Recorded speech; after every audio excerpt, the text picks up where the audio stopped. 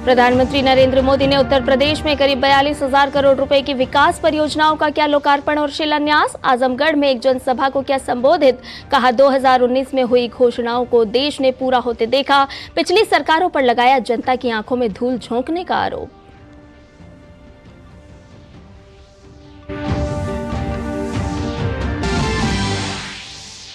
छत्तीसगढ़ की महिलाओं को महतारी वंदन योजना की मिली पहली किस्त। प्रधानमंत्री नरेंद्र मोदी ने वीडियो कॉन्फ्रेंसिंग के जरिए 70 लाख महिलाओं के खाते में राशि की ट्रांसफर।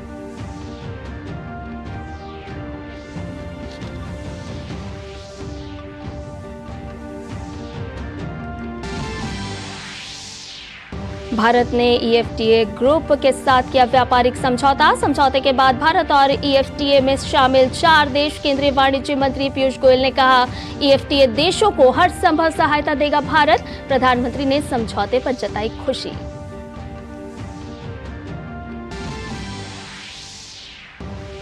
संदेश खाली मामले के मुख्य आरोपी पूर्व टीएमसी नेता शाहजाद शेख को 4 दिन की सीबीआई हिरासत में भेजा गया। बशीरहाट की अदालत में हुई थी पेशी। उच्च न्यायालय के आदेश के बाद बंगाल पुलिस ने शाहजाद शेख को किया था सीबीआई के सुपुर्द।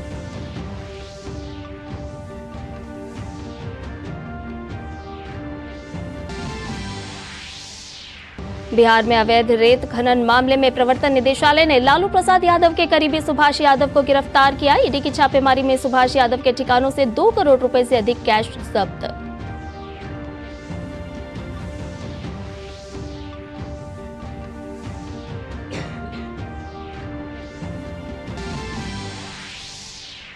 भारत बना दुनिया का दूसरा सबसे बड़ा मोबाइल मैन्युफैक्चरर। बीते 10 साल में 97% तक आत्मनिर्भरता के साथ 7,500% बढ़ा निर्यात।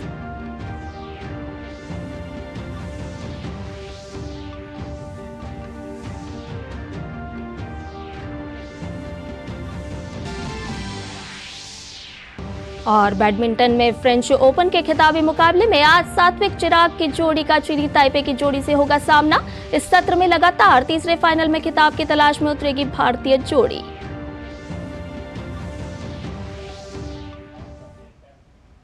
नमस्कार, आप देख रहे हैं डीडी न्यूज और आपके साथ मैं हूं संध्या शर्मा। आइए अब खबरों को जान लेते हैं विस्तार से। प्रधानमंत्री नरेंद्र मोदी ने उत्तर प्रदेश के दौरे पर आजमगढ़ में 34,700 करोड़ रुपए की लागत से कई विकास पहलों का उद्घाटन, लोकार्पण और शिलान्यास किया। देश के विमानन क्षेत्र को बढ़ावा देते हुए पीएम मोदी ने देश भर में 15 हवाई अड्डों के नए टर्मिनल भवनों का उद्घाटन और शिलान्यास किया। पीएम ने उत्तर प्रदेश में प्रधानमंत्री ग्राम सड़क योजना के अंतर्गत 3700 करोड़ रुपए से अधिक की लागत से बनी 744 ग्रामीण सड़क परियोजनाएं राष्ट्र को समर्पित की। पीएम ने कहा कि परिवारवादी पार्टियों के शासनकाल में इतने विकास कार्यों का होना असंभव था। उन्होंने पिछली सरकारों पर आजमगढ़ और पूर्वांचल की छवि को नुकसान पहुंचाने का आरोप भी लगाया। भ्रष्टाचार में डूबी परिवारवादी सरकारों में इतने बड़े पैमाने पर विकास कार्य असंभव था। पिछली सरकारों में आजमगढ़ और पूर्वांचल ने पिछड़ेपन की तकलीफ ही नहीं उठाई, बल्कि उस दौर में यहां की छवि खराब करने में भी कोई कमी नहीं छोड़ी गई। जिस तरह पहले की सरकारों में यहां आतंक को, बाहुबल को संरक्षण दिया गया, वो पूरे देश ने देखा है। इस परिस्थिति को बदलने के लिए यहां के युवाओं को नए अवसर देने के लिए भी डबल इंजन सरकार लगातार काम कर रही है। पीएम मोदी ने विकास कार्यों की सौगात को चुनावी चश्मे से ना देखने की हिदायत भी दी। पीएम ने कहा कि पिछली सरकारें चुनाव के समय सिर्फ घोषणाएं करती थी। जब मैं एनालिसिस करता तो 35 साल पहले घोषणा हुई। कभी चुनाव के पहले पत्थर गाड़ देते थे आकर के, फिर खो जाते थे, पत्थर भी खो जाते थे, नेता भी खो जाते थे। यानी सिर्फ घोषणाएं होना। और मुझे याद है जब 2019 के वर्ष में मैं कोई भी योजना घोषित करता था या शिलान्यास करता था तो पहला हेडलाइन यही बनता था कि देखो भाई ये तो चुनाव है इसलिए हो रहा है। आज देश देख रहा है मोदी दूसरी मिट्टी का इंसान है। 19 में भी जो हमने शिलान्यास किए वो चुनाव के लिए नहीं किए थे, आज उसको धरातल पर उतरते हुए देख सकते हैं, उद्घाटन कर चुके हैं। और आज 24 में भी कोई मेहरबानी करके इसको चुनाव के चश्मों से न देखें। ये विकास की मेरी अनंत यात्रा का अभियान है और मैं 2047 तक विकसित भारत बनाने के संकल्प के लिए तेज गति से दौड़ रहा हूं, तेज गति से देश को दौड़ा रहा हूं। पीएम ने उत्तर प्रदेश में रेल और सड़क बुनियादी ढांचे को सुदृढ़ बनाने के लिए 27,000 करोड़ रुपए से अधिक की परियोजनाओं का शुभारंभ किया। प्रधानमंत्री ने गंगा नदी पर एक रेल पुल सहित गाजीपुर शहर और गाजीपुर घाट से तारी घाट तक एक नई रेल लाइन का भी उद्घाटन किया। उन्होंने गाजीपुर सिटी तारी घाट दिलदार नगर जंक्शन के बीच MEMU ट्रेन सेवा को भी हरी झंडी दिखाई। प्रधानमंत्री नरेंद्र मोदी ने कार्यक्रम में शामिल होने से पहले विकास परियोजनाओं से जुड़ी एक प्रदर्शनी का अवलोकन भी किया।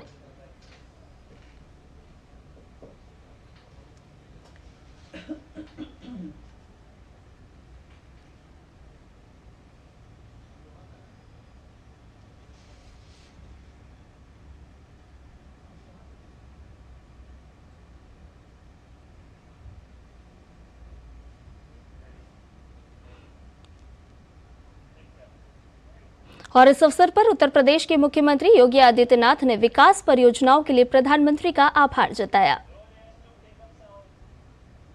जिस आजमगढ़ को पिछली सरकारों के कारण अपराध और माफिया गतिविधियों का गढ़ बना दिया गया था, आज आदरणीय प्रधानमंत्री जी उसी आजमगढ़ में आकर के यहां पर मनी की बौछार कर रहे हैं। हजारों करोड़ रुपए की परियोजनाओं की सौगात देने के लिए आजमगढ़ आए हैं। आजमगढ़ को पिछले 10 वर्ष के अंदर न केवल सुरक्षा का एक बेहतर वातावरण देने के लिए बल्कि विकास और आधुनिक और इंफ्रास्ट्रक्चर के साथ जोड़ने के लिए आजमगढ़ को लोक कल्याणकारी उन विभिन्न योजनाओं के साथ जोड़ने के लिए हम सब आदरणीय प्रधानमंत्री जी का हृदय से आभार व्यक्त करते हैं। छत्तीसगढ़ में महिला सशक्तिकरण को बड़ा बढ़ावा देते हुए प्रधानमंत्री ने महतारी वंदन योजना के तहत पहली किस्त का वितरण किया। यह योजना राज्य की पात्र विवाहित महिलाओं को मासिक प्रत्यक्ष लाभ अंतरण के रूप में 1,000 रुपए प्रति माह की वित्तीय सहायता प्रदान करने के लिए छत्तीसगढ़ में शुरू की गई है। महिलाओं का आर्थिक सशक्तिकरण सुनिश्चित करने, उन्हें वित्तीय सुरक्षा प्रदान करने, लैंगिक समानता को बढ़ावा देने और परिवार में महिलाओं की निर्णायक भूमिका को मजबूत करने के लिए इसकी परिकल्पना की गई है। महतारी वंदन योजना के तहत छत्तीसगढ़ की 70 लाख से ज्यादा माता बहनों को हर महीने 1,000 रुपया देने का वायदा किया गया था।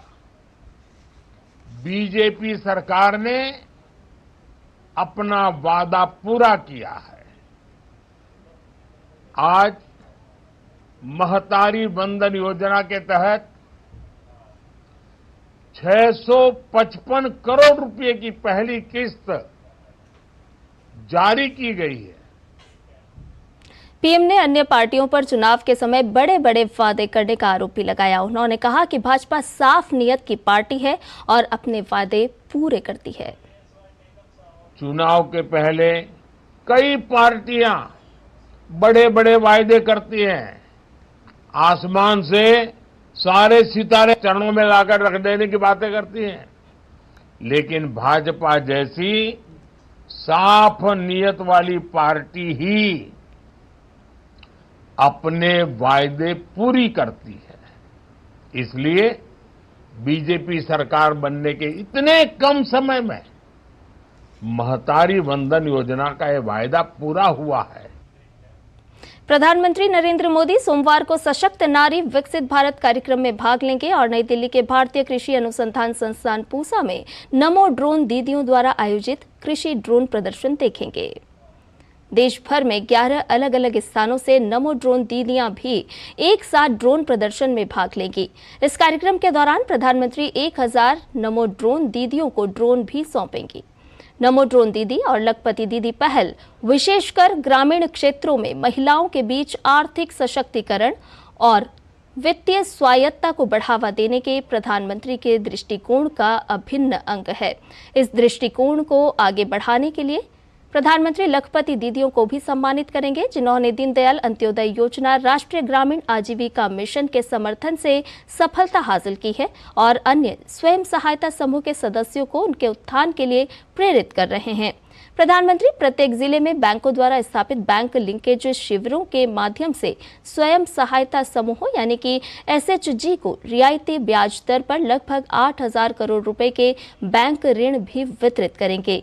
प्रधानमंत्री SHG को लगभग 2000 करोड़ रुपए की पूंजी सहायता निधि भी वितरित करेंगे। प्रधानमंत्री नरेंद्र मोदी कल द्वारका एक्सप्रेसवे का शुभारंभ करेंगे। द्वारका एक्सप्रेसवे के चालू होते ही मानेसर से दिल्ली के द्वारका तक पहुंचना बेहद आसान हो जाएगा। इससे न केवल समय बल्कि ईंधन की भी भारी बचत होगी। लोगों में भी द्वारका एक्सप्रेसवे को लेकर काफी खुशी है। लोगों का कहना है कि इससे दिल्ली के कई इलाकों में आना जाना काफी आसान हो जाएगा। प्रधानमंत्री नरेंद्र मोदी सोमवार को हरियाणा का दौरा करेंगे। पीएम गुरुग्राम में देश में विस्तारित 1 लाख करोड़ रुपए की 112 राष्ट्रीय राजमार्ग परियोजनाओं का उद्घाटन और शिलान्यास करेंगे। राष्ट्रीय राजमार्ग 48 पर दिल्ली और गुरुग्राम के बीच यातायात परिचालन में सुधार लाने और व्यवस्था की बाधाओं को दूर करने में सहयोग देने के लिए प्रधानमंत्री मोदी द्वारका एक्सप्रेसवे के हरियाणा खंड का उद्घाटन करेंगे। 8 लेन द्वारका एक्सप्रेसवे का 19 किलोमीटर लंबे हरियाणा खंड का निर्माण 4100 करोड़ रुपए की लागत से किया गया है। यह दिल्ली और गुरुग्राम बाईपास में इंदिरा गांधी अंतर्राष्ट्रीय हवाई अड्डा से सीधे कनेक्टिविटी भी प्रदान करेगा। अन्य प्रमुख परियोजनाओं में 9.6 किलोमीटर लंबी 6 लेन शहरी विस्तार road second package 3 Nangloi Najafgarh road से दिल्ली में सेक्टर 24 द्वारका खंड तक शामिल है। प्रधानमंत्री देश में विभिन्न राष्ट्रीय राजमार्ग परियोजनाओं की आधारशिला भी रखेंगे।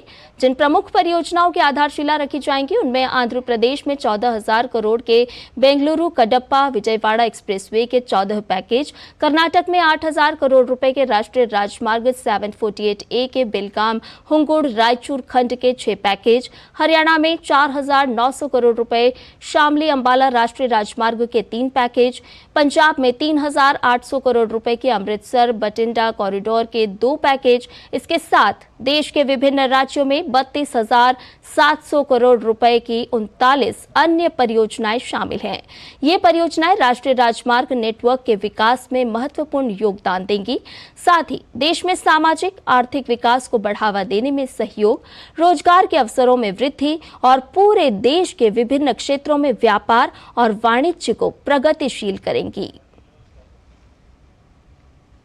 और इधर संदेशखाली मामले में आरोपी शाहजहां शेख को सीबीआई ने आज कोर्ट में पेश किया।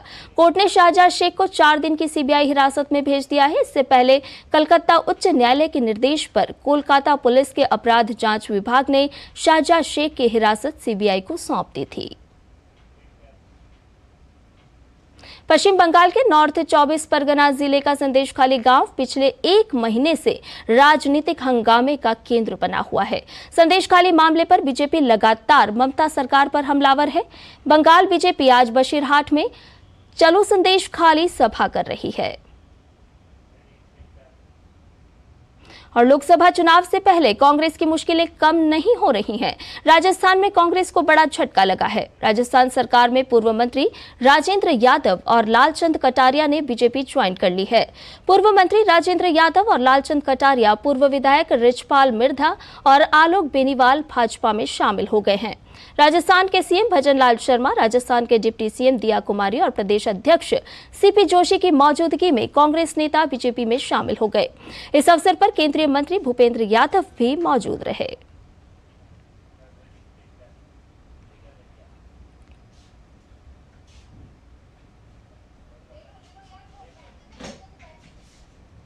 ईडी ने बिहार में अवैध रेत खनन मामले में लालू यादव के करीबी सुभाष यादव को गिरफ्तार कर लिया है। सुभाष यादव के कर्मचारी और करीबी से एजेंसी ने 2.15 करोड़ रुपए जब्त किए हैं। ईडी ने राजद नेता सुभाष यादव के 8 ठिकानों पर 14 घंटे छापेमारी की थी। एजेंसी को दानापुर स्थित आवास से 2 करोड़ कैश के अलावा अकुत संपत्ति के जुड़े दस्तावेज भी मिले हैं। सुभाष यादव 2019 में आरजेडी के टिकट पर लोकसभा चुनाव लड़ चुके हैं। उनके खिलाफ पटना में रेत के अवैध खनन को लेकर मामले दर्ज हैं और आयकर विभाग भी उनके यहां छापेमारी कर चुका है। तमिलनाडु बीजेपी अध्यक्ष अन्नामलाई ने जाफर सादिक मामले में प्रतिक्रिया देते हुए कहा कि जाफर सादिक का संबंध राजनीतिक से ज्यादा फिल्म और होटल उद्योग से अधिक है। उन्होंने कहा कि इस मामले के संबंध में जाफर सादिक से जुड़े सभी लोगों को सामने लाना चाहिए और उनसे जुड़ी सभी संपत्तियों को जब्त करना चाहिए, साथ ही सख्त से सख्त कार्रवाई करनी चाहिए। That Jafar Sadiq is very closely connected to the DMK party and to the first family. And also his links is beyond politics, more into film industry, in hotel industry. He has been at the mercy of the ruling government of Tamil Nadu, and all his ill-gotten gains were funneled into all of these different businesses. Yesterday in the NCP's press conference, we got a very clear idea about this international drug kingpin using his political affiliation as the NRI wing person in DMK, using it to establish contacts across the world and supplying this synthetic drugs, thereby earning crores of rupees and using this money into businesses for converting this into a legitimate money. गौरतलब है कि narcotics control bureau ने कल Bharat, Australia, New Zealand के बीच नशीले पदार्थों की तस्करी के मुख्य सरगना जाफर सादिक को गिरफ्तार किया। सादिक डीएमके पार्टी का पूर्व कार्यकर्ता है, जिसे पार्टी ने नशीले पदार्थों के कारोबार में लिप्त होने के कारण पार्टी से निकाल दिया था। वह पिछले महीने से फरार चल रहा था। भारत और यूरोपीय समूह ईएफटीए के बीच वस्तुओं और सेवाओं के व्यापार तथा निवेश को बढ़ावा देने के लिए आज एक मुक्त व्यापार समझौते पर हस्ताक्षर हुए। इस समझौते को 7 मार्च को केंद्रीय मंत्रिमंडल से मंजूरी मिल गई थी। केंद्रीय वाणिज्य और उद्योग मंत्री पीयूष गोयल की उपस्थिति में दिल्ली में समझौते पर साइन किए गए। एफटीए और भारत के बीच फार्मास्यूटिकल्स, रसायन, खाद्य प्रसंस्करण और स्वच्छ ऊर्जा सहयोग के नए द्वार खुलेंगे। भारत ईएफटीए देशों को हर संभव सहायता देगा और उद्योग और व्यवसायों को न केवल प्रतिबद्ध लक्ष्यों को प्राप्त करने बल्कि उनसे आगे बढ़ने की सुविधा भी देगा। यूरोपीय मुक्त व्यापार संघ के 4 सदस्य आइसलैंड, लिechtenstein, नॉर्वे और स्विट्जरलैंड हैं। समझौते को आधिकारिक तौर पर व्यापार और आर्थिक साझेदारी समझौता कहा गया है। इस मौके पर केंद्रीय मंत्री पीयूष गोयल ने कहा कि पहली बार इतिहास में ईएफटीए देशों द्वारा भारत में $100 अरब के निवेश किए गए हैं। It's for the first time in the history of the world that we are inking an free trade agreement with a binding commitment to invest $100 billion in India from the EFTA countries on the back of the solid foundation that has been laid in India with strong macroeconomic fundamentals, a big opportunities for businesses from the pharma sector, from medical devices, food, R&D, so many sectors which can offer tremendous opportunity for our partners in this TIPA to not only enjoy the fruits of the Indian large demand, our demographic dividend, the fact that we are a rules-based country, the world's oldest and largest democracy, but also a country with huge diversity. Bharat ने EFTA group के साथ किए व्यापारिक समझौते पर प्रधानमंत्री नरेंद्र मोदी ने खुशी जताई है। पीएम ने कहा, आज के दिन भारत और EFTA ग्रुप देशों के बीच संबंधों में एक महत्वपूर्ण मोड़ की शुरुआत हुई है। प्रधानमंत्री नरेंद्र मोदी ने कहा कि भारत EFTA व्यापार समझौता खुले, निष्पक्ष और न्याय संगत व्यापार के प्रति हमारी साझा प्रतिबद्धता का प्रतीक है। पीएम मोदी ने कहा कि डिजिटल व्यापार, बैंकिंग और वित्तीय सेवाओं और फार्मा जैसे कई क्षेत्रों में नवाचार, अनुसंधान और विकास में EFTA देशों का वैश्विक नेतृत्व सहयोग के नए दरवाजे खोलेगा।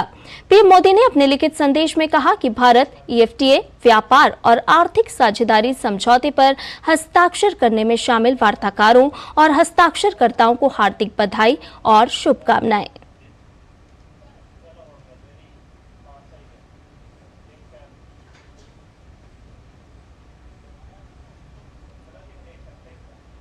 India cellular and electronics association की रिपोर्ट में कहा गया है कि भारत दुनिया का दूसरा सबसे बड़ा मोबाइल मैन्युफैक्चरर बन गया है।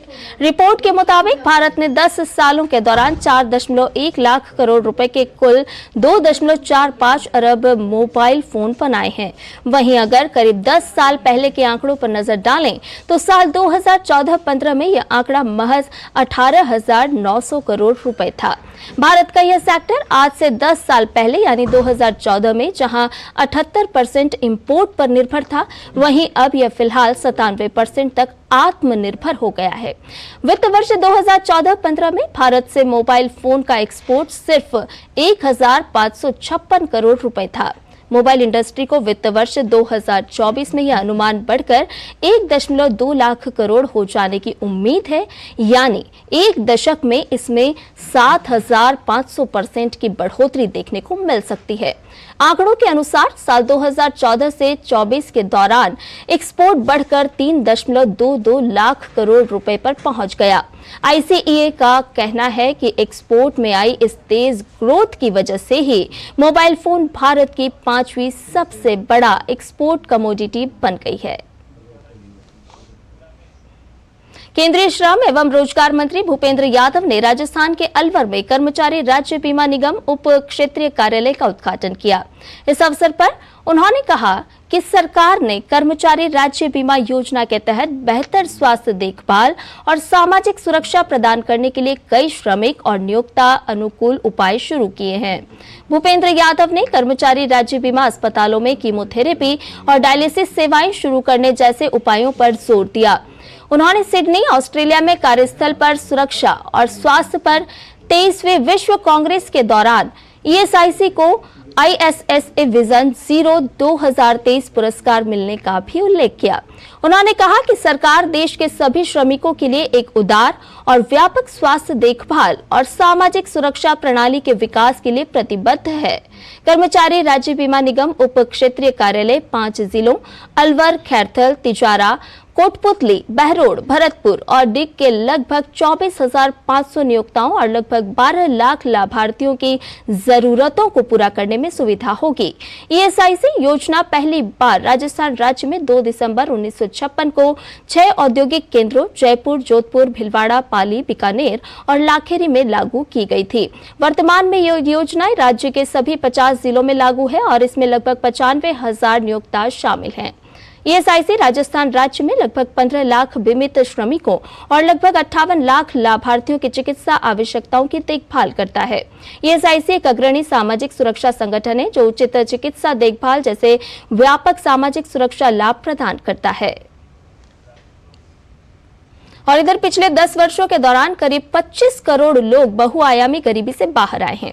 मोदी सरकार के नेतृत्व में गरीब कल्याण से राष्ट्र कल्याण की भावना एक उज्जवल भविष्य और विकसित भारत का निर्माण करती नजर आती है।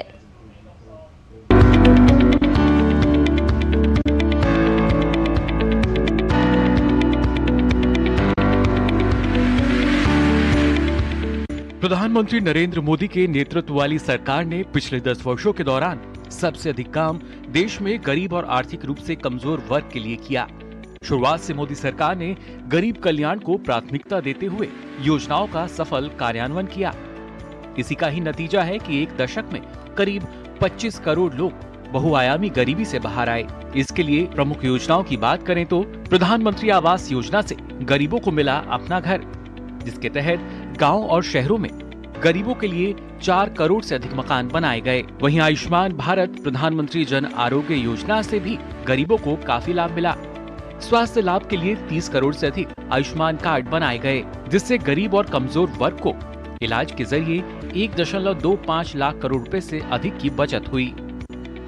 प्रधानमंत्री जन औषधि केंद्र के जरिए कम दामों पर मिल रही हैं दवाएं। 2014 में 80 के मुकाबले 2024 में 10,624 जन औषधि केंद्र स्थापित हुए हैं। सरकार का उद्देश्य 25,000 जन औषधि केंद्र की स्थापना करना है। जन औषधि केंद्र से भी जनता को 30,000 करोड़ रुपए की बचत हुई है। इसके साथ ही स्वच्छता को बढ़ावा देते हुए पिछले एक दशक में 11.5 करोड़ शौचालयों का निर्माण हुआ है। इसके साथ ही मोदी सरकार की प्रधानमंत्री गरीब कल्याण अन्न योजना गरीबों के लिए वरदान साबित हुई, जिसके तहत करीब 80 करोड़ लाभार्थियों को 5 किलो मुफ्त खाद्यान्न दिया गया। गरीबों को अनाज खरीदने की दिक्कत से मुक्ति देते हुए योजना को 2024 से अगले 5 वर्षों के लिए बढ़ा दिया गया है। वहीं दीनदयाल ग्राम ज्योति योजना से हर गांव तक बिजली पहुंची। योजना के दौरान कुल 18,374 गांवों का विद्युतीकरण किया गया। सौभाग्य योजना के जरिए 2.86 करोड़ घरों का हुआ विद्युतीकरण। वित्तीय समावेशन को बढ़ावा देते हुए मोदी सरकार ने पीएम जनधन खाते भी खोले। पीएम स्वनिधि के तहत 78 लाख फेरी वालों को ऋण सहायता उपलब्ध कराई गई। पीएम जनमन योजना से कमजोर आदिवासी समूह के विकास पर जोर दिया गया। पीएम विश्वकर्मा से 18 व्यवसायों से जुड़े कारीगरों और शिल्पकारों को आर्थिक मदद दी जा रही है। प्रधानमंत्री उज्ज्वला योजना से 10 करोड़ परिवारों को गैस कनेक्शन दिए गए। आज लाभार्थियों को 300 रुपए सब्सिडी पर गैस सिलेंडर मिल रहा है।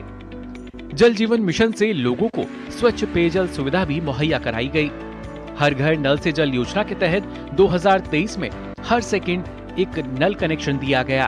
ग्रामीण क्षेत्रों में गरीबी तीव्रतम गति से 32.59% से कम होकर 19.28% हो गई है, जिसके फलस्वरूप भारत 2030 की निर्धारित समय सीमा से काफी पहले एसडीजी लक्ष्य 1.2 यानी बहुआयामी गरीबी को कम से कम आधा करने के लक्ष्य को हासिल करने के लिए अग्रसर है। इन प्रयासों से सरकार की अटूट प्रतिबद्धता नजर आती है, जिससे सभी के जीवन को बेहतर बनाते हुए एक उज्जवल भविष्य का निर्माण कर विकसित भारत बनाया जा सके।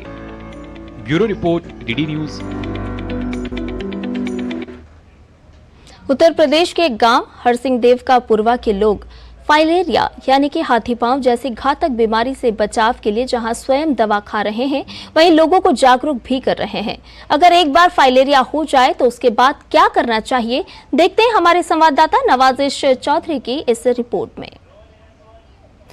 हम अभी कानपुर के हरसिंह का पुरवा गांव में हैं। ये गांव भी फाइलेरिया से प्रभावित है। बहुत बड़ी संख्या है यहाँ ऐसे लोगों की जो फाइलेरिया जैसी घातक बीमारी से प्रभावित हैं। इनमें बच्चे हैं, बड़े हैं, बूढ़े हैं, महिलाएं हैं, पुरुष हैं। हम यहाँ एक बात ये जानेंगे कि एक बार जब फाइलेरिया हो जाता है तो उसके बाद हमें क्या प्रिकॉशन लेने चाहिए, सेल्फ केयर का क्या सामान होता है, हम उसको कैसे मैनेज कर सकते हैं और खुद को रिलैक्स फील करवा सकते हैं। आइए लोगों से बात करते हैं। पैरों की साफ सफाई करें, जो भी प्रभावित अंग हैं उनकी साफ सफाई करें और सबसे जरूरी है मच्छरों से बचाव करें। अपने आसपास सफाई रखें, जल भराव ना होने दें और मच्छरदानी का उपयोग करें। फुल आस्तीन के कपड़े पहने। आप ये जो दिया जाता है उसी में पैर धोते हैं साबुन से और ऐसे लगा करके वैसे करते हैं और फिर मलाम लगा लेते हैं। ये हमारे पास में CBSC ये जो है सामुदायिक स्वास्थ्य केंद्र है, वहीं पर हम जाते हैं। वहीं से ना हम ये सरते मैम से ना वो जानकारी लेते तो वो बताती हैं। दवा भी हमने खाई है। बुखार भी आता था और सर पे मुझे दर्द होता था खूब। बिल्कुल ऑपरेशन भी हुआ है मेरे फाइलेरिया का और पैर में भी होती है। और काकोजत स्वास्थ्य केंद्र से गए, वहाँ से दवा भी लाए। ये व्यायाम करने के लिए बोला, ये भी करते हैं। ऐसे करके ऐसे। अच्छा। अरे मच्छरदानी लगा ले, मच्छर तेल लगा ले, साफ सफाई घर की रखो। सारे लोगों को बताता रहता हूँ और यहाँ तक मैं स्कूलों में जा कर के, दूसरे जिलों में जा कर के इस नेटवर्क के विषय में सारी बातें बताता हूँ और बताने के बाद मैं उन लोगों को जागरूक करता हूँ। यहाँ रैली तक मैंने निकाली है। दवा के माध्यम आशा बहू के साथ जो है घर घर दवा भी बंटवाई। खिलवाई जो लोग नहीं खाते थे। साथ में हम जा करके बताते कि देखो आपके सामने मैं खा रहा हूँ, पहले आप खाइए। CSC से सहयोग लिया और डॉक्टर साहब ने मुझे जानकारी दी कि जो है दवा समय से खाएं, व्यायाम करें और अपने आसपास के लोगों को बताएं, जानकारी दें। आशा बहू के द्वारा दवा सबको खिलाएं। मैं जब से यहाँ इस नेटवर्क से जुड़ा हूँ तब से मैं सब लोगों को यहाँ जानकारी देता हूँ, सबको लाता हूँ बुला के। ये हर दवा खाइए जो दी जाती है, उसको आप सही ढंग से इस्तेमाल करिए। बहुत सारे लोग हैं, बहुत बड़ी संख्या है जो फाइलेरिया से इफेक्टेड हैं, फाइलेरिया से प्रभावित हैं। एक घातक बीमारी है जो लोगों को बहुत परेशान कर रही है। सरकार ने बीड़ा उठाया है इसे ख़त्म करने का। इस गांव में एक चीज़ हमने ख़ास बात ये देखी, लोग सेल्फ केयर ले रहे हैं और प्रिकॉशन ले रहे हैं। लोग अपने पैरों को धोते हैं, जो सरकार उनसे बताती है, जो WHO की गाइडलाइंस हैं कि फाइलेरिया में आपको ये करना चाहिए, इस तरह की प्रिकॉशंस लेनी चाहिए रिलैक्स फील करने के लिए। कैमरामैन आशुतोष के साथ नवादिश चौधरी, DD न्यूज़ कानपुर। केंद्रीय महिला एवं बाल विकास मंत्री स्मृति ईरानी ने आज नई दिल्ली के कनॉट प्लेस में NBT all women bike rally को रवाना किया। इस मौके पर रेल राज्य मंत्री दर्शना जरदोश भी मौजूद रहीं। स्मृति ईरानी ने खुशी जताई कि आयु और वर्ग की सीमा के बगैर महिलाएं इस बाइक रैली में शामिल हुई हैं, जो उनके संकल्प को दर्शाता है।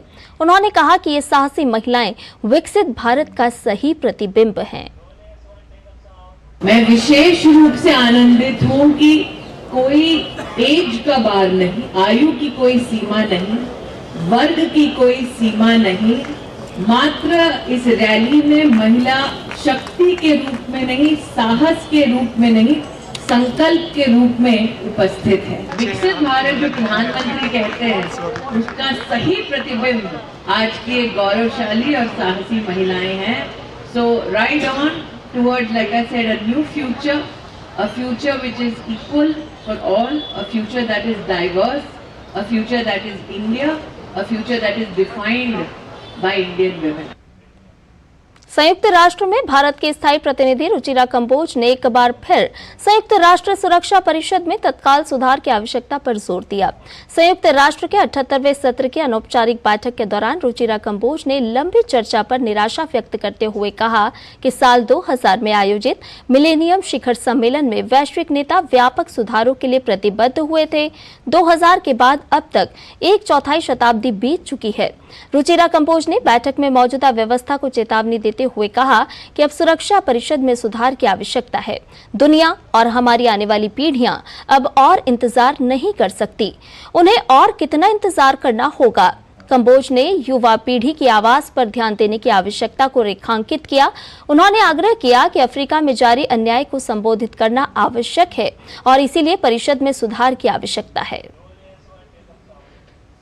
Discussions on reform of the Security Council have been going on, as you well know, in earnest for well over a decade since the early 1990s. In addition, world leaders at the Millennium Summit in the year 2000 had resolved to intensify efforts to achieve a comprehensive reform of the Security Council in all its aspects. Nearly a quarter century has passed. The world and our future generations can no longer wait. We must push forward a reform heeding the voices of the young and future generations, including from Africa, where the demand to correct historical injustice grows even stronger. 2024 Olympic से पहले Paris में Satwik Sairaj, Frankie Reddy और चिराग शेट्टी की भारतीय जोड़ी आज French open badminton tournament में खिताबी मैच खेलेगी। आज होने वाले फाइनल मैच में सात्विक चिराग की जोड़ी का सामना चीनी ताइपे की जोड़ी से होगा। शनिवार को देर रात खेले गए रोमांचक सेमीफाइनल में सात्विक चिराग की जोड़ी ने कोरियाई जोड़ी को 21-13, 21-16 के अंतर से पराजित करके खिताबी मैच में प्रवेश किया है। फ्रेंच ओपन बैडमिंटन टूर्नामेंट के सेमीफाइनल में भारत के युवा शटलर लक्ष्य सेन को हार झेलनी पड़ी। शनिवार की देर रात खेले गए अंतिम 4 के मुकाबले में लक्ष्य को थाईलैंड के कुनलावत वितेशन ने 20-22, 21-13, 21-11 के अंतर से हराया। पैरालंपिक कमेटी ऑफ इंडिया का अध्यक्ष चुने जाने के बाद 2 बार के पैरालंपिक स्वर्ण पदक विजेता देवेंद्र झाझरिया ने कहा कि वे देश में पैरा खेलों के विकास को लेकर काम करेंगे। झाझरिया को भारतीय जनता पार्टी ने राजस्थान के चुरू लोकसभा सीट से अपना उम्मीदवार घोषित किया है। उन्होंने पीएम मोदी को धन्यवाद देते हुए कहा कि उनको चुरू सीट से उम्मीदवार बनाना एक दिव्यांगों, किसानों और खिलाड़ियों के लिए सम्मान की बात है। इस वक्त हमारे साथ हैं पीसीआई के नवनियुक्त अध्यक्ष देवेंद्र झाझरिया जी। नई जिम्मेदारी मिली है आपको, एक खिलाड़ी को एक बार फिर पीसीआई का अध्यक्ष चुना गया है। इस जिम्मेदारी को आप किस तरीके से देखते हैं? उसमें बहुत काम करने की जरूरत है हमें, और जितने भी हमारे लगभग 700 डिस्ट्रिक्ट है हमारे देश में, हर डिस्ट्रिक्ट में पैरा स्पोर्ट्स को हम डेवलप करेंगे। जूनियर प्रोग्राम चलाने बहुत ज़रूरी है। जूनियर प्रोग्राम चलाएंगे ताकि हमारे 2028 और जो 32 ओलंपिक पैरालंपिक्स है उसमें एथलीट हमारा अच्छा परफॉर्मेंस देश के। भाजपा के शीर्ष नेतृत्व ने आपको एक बड़ी जिम्मेदारी है जो है चुरू से टिकट देकर, इसको आप किस तरीके से देखते हैं? मैं इसमें माननीय प्रधानमंत्री जी को बहुत बहुत धन्यवाद देना चाहता हूँ। ये उन 7 करोड़ दिव्यांगों का सम्मान है, एक किसानों का सम्मान है जो किसान के बेटे को टिकट दी है, और कहीं ना कहीं खिलाड़ियों का ये सम्मान है और युवाओं का सम्मान है। सर, विकसित भारत का जो एक संकल्प है माननीय प्रधानमंत्री जी का, उसको साकार करने की दिशा में एक पैरा स्पोर्ट्स पर्सन और एक पीसीआई के अध्यक्ष होने के नाते आपकी क्या जिम्मेदारियां और क्या जो है प्रतिबद्धता होगी? विकसित भारत संकल्प जो है हमारा, उसमें 2047 तक हम भारत को विकसित बनाएंगे, और कहीं ना कहीं मैं तो मानता हूँ उस कड़ी में ही प्रधानमंत्री जी ऐसे निर्णय लेते हैं, शीर्ष नेतृत्व तो ऐसा निर्णय लेता है कि ऐसे लोगों को लाया जाए जिन्होंने जिंदगी में संघर्ष किया हो, जितने संघर्ष देखा हो और जिनमें काबिलियत हो। तो कहीं ना कहीं उन सब चीज़ों को देख करके मेरे जैसे व्यक्ति को, मेरी लाइफ में या मेरे परिवार में कभी किसी ने कोई चुनाव नहीं लड़ा, तो मेरे जैसे व्यक्ति को लाना ये दर्शाता है कि अब भारत जरूर विकसित बनेगा। सर, इस साल पैरालंपिक हैं, पिछले जो प्रदर्शनों को हम देखें तो खिलाड़ी लगातार शानदार प्रदर्शन करते नजर आ रहे हैं। इस बार क्या लक्ष्य होगा हमारे पीसीआई के नए अध्यक्ष का, खिलाड़ियों का से क्या उम्मीद होगी? जो मैनेजमेंट का मुझे काम मिला है, जिम्मेवारी मिली है, उसके लिए मुझे अच्छा काम करना है, और हमारा लक्ष्य रहेगा पेरिस में कम से कम हम 30 से ज्यादा मेडल जीते। ये थे देवेंद्र झाझरिया जी, जिन्होंने पीसीआई के अध्यक्ष पद का चुनाव जीता है, और इनकी कोशिश ये है कि आने वाले दिनों में, आने वाले सालों में ये पैरालंपिक खेलों के विकास के लिए देश भर में मुहिम चलाएं, ताकि दूर दराज गांव से जुड़े हुए खिलाड़ियों को वो मंच मिल सके जिनका वो इंतजार कर रहे हैं। कैमरामैन राधे श्याम के साथ मैं सुशील कुमार, डीडी न्यूज, दिल्ली। और भारतीय संस्कृति से उपजा योग एक प्राचीन प्रथा है जो किसी भी व्यक्ति के मानसिक और सामाजिक अस्तित्व को बढ़ावा देने के साथ साथ तन और मन को संतुलित करने के लिए जानी जाती है। प्रधानमंत्री नरेंद्र मोदी के अंतर्राष्ट्रीय योग दिवस की पहल के बाद से पिछले 10 वर्षों में दुनिया के तमाम देशों का योग के प्रति झुकाव देखने को मिल रहा है।